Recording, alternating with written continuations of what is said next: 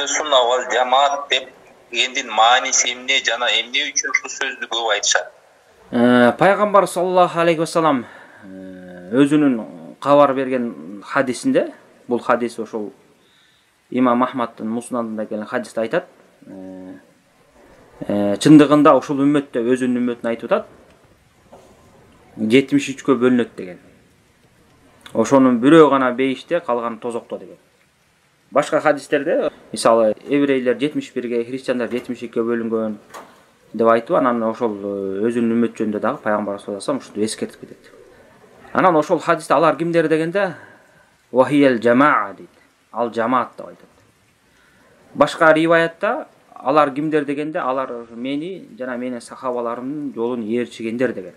Жана ошондой эле пайгамбар саллаллаху алейхи вассалам башка бир хадисте силерден кийин, менден кийин кимиңер өмүр сүрө турган болсоңор, көптөгөн талаш тартыштарды көрөсүңөр деп айтып, ошондо эмне кыласыңар дегенде, кантип кутуласыңар дегенде, ва алейкум би суннати ва суннату хулафа рашидин. Менин сүннөтүмдүн жана хулафа рашидин сахабалардын сүннөтүн кармангыла деген.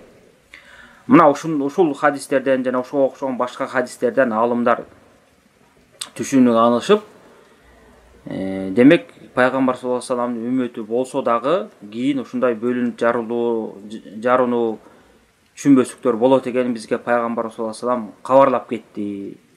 Анан биз ошондон кантип кутулабыз дегенде, ошол хадисте келгенде жамаа деп айтылды. Пайгамбар саллаллаху алейхи вассалам жана Ирбад ибн Сария деген сахабанын хадисинде менин сүннөтүмдү кармагыла деди деп.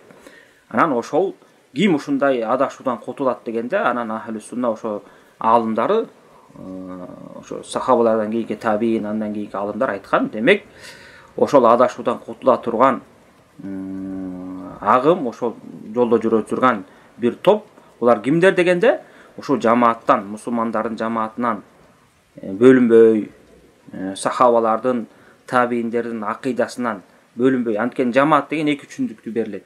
Жамаат деп акыйдадагы жамаатты айтат, туура акыйданы кармаганда да жамаат дейт, жана мусулмандардын биримдигинен бөлүнбөй, мусулман башчысына башийип жүрүндөгү жамаат деп айтат. Анан көбүнчө акыйда темасына келгенде, ошо жамаат дегенде, ошо туура акыйдада жүргөндөрдү жамаат деп коет. Ошонтип ахли сунна жамаат деп ошол туура акыйданы карманган жана пайгамбар саллаллаху алейхи вассаламдын сүннөтүн карманган топ кутулат деп, анан ахли сунна вал жамаа деп калган да. Бул сүннөт жана жамаат ээлери деген сөз. Пайгамбар саллаллаху алейхи вассаламдын сүннөтүн бекем кармангандар, жамааттан бөлүнбөгөндөр, мусулмандын башчысына башийып жана ошол эле убакта туура акыйданы кармангандар.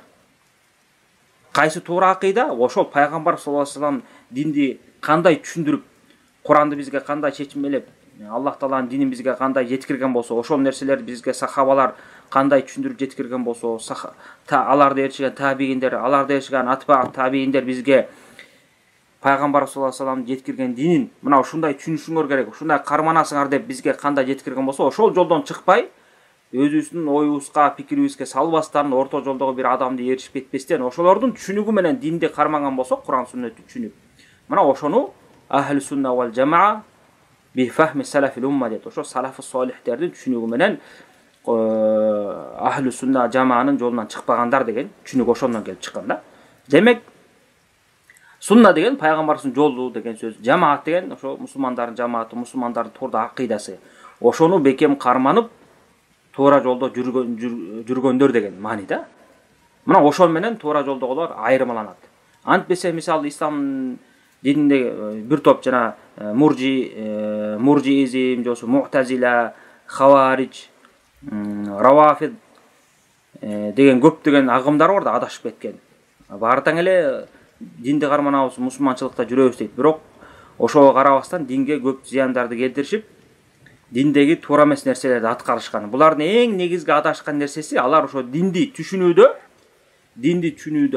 ошо Куран сүннөттү пайгамбар саллаллаху алейхи вассалам сахабалары, табииндер, аларды ээрчиген алымдардын түшүнүгү менен кармабастан, өздөрүнүн түшүнүгү менен кармап, өздөрү каалагандай чечмелегендиктен, ошондуктан пайгамбар саллаллаху алейхи вассаламдын жолунан тайып кетишкен.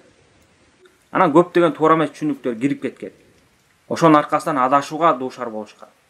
Мына ошондон кутулуу жолу деп пайгамбар саллаллаху алейхи вассалам өзү көрсөтүп кетти. Ошону ahli sunna алымдары ошо адашуудан кутулуш үчүн анда сөзсүз түрдө пайгамбар саллаллаху алейхи вассалам сүннөтүн карманып, жамааттан бөлүнбөй туура акыйданы кармап жана ошон Куранды, сүннөттү түшүнүүдө сөзсүз түрдө сахаба табииндер аларды салафтар деп коет. Ошолордун түшүнүгү менен динди түшүнүшүбүз керек экен деп туруп анан ошо ахли суннанын жамааттын жолу, мурунку салаф солихтердин түшүнүгү менен карманабыз деп ушинтип кыскача ошентип айтып коюшкан. Валлаху алам.